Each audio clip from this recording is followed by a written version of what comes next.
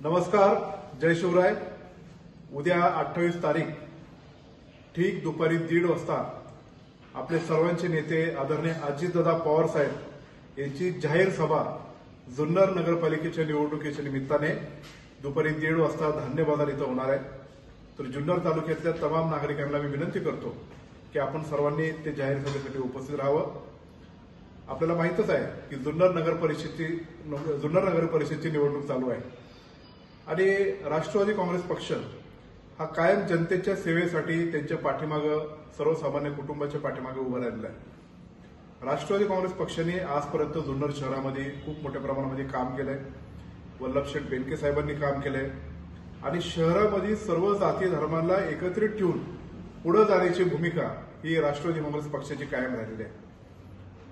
जुन्नर शहराच्या इतिहासामध्ये पहिल्यांदाच अशी घटना घडली की प्रत्येक जाती धर्माच्या धार्मिक स्थळांना राष्ट्रवादी काँग्रेस पक्षाच्या मार्फत अजितदादा पवार साहेब यांच्या मार्फत भरीव निधी तिथं आलेला आहे आणि म्हणून लोकांचा विश्वास हा राष्ट्रवादी काँग्रेस पक्षाच्या प्रति अत्यंत एक सकारात्मक दृष्टिकोनातून विश्वास, एक समाधान हे नातं राष्ट्रवादी काँग्रेस पक्ष आणि जुन्नर तालुक्यातल्या आणि शहरातल्या आम नागरिकांमध्ये झालेलं आहे।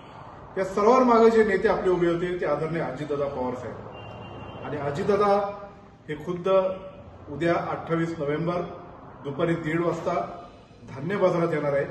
तर मी तमाम जुन्नर तालुक्यातल्या नागरिकांना आणि शहरातल्या नागरिकांना अजितदादांचे विचार ऐकण्यासाठी आपण सर्वांनी भरभरून तिथे यावं अशी मी आपल्याला नम्रतेची विनंती करतो।